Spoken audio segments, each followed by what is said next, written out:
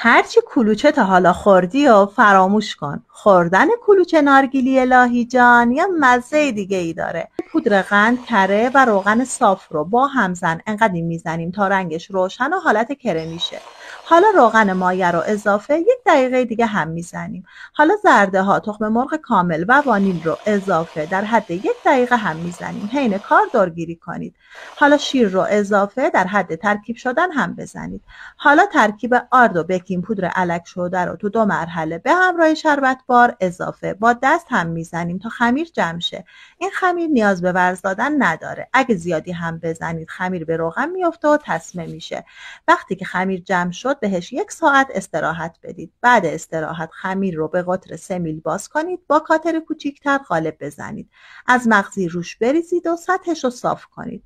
حالا با کاتر بزرگتر قالب بزنید و روی خمیر بذارید. دور تا دورش رو با دست فیکس کنید. مجدد با کاتر کوچیکتر قالب بزنید. سطحش رو صاف کنید و به دلخواه روش رو ته بندازید. تو سینی با فاصله بچینید و بره تو فرد داغ که دما و زمان داخل کپشن گفته شده. حتما این کلوچه های خوشمزه و سالم رو درست کنید.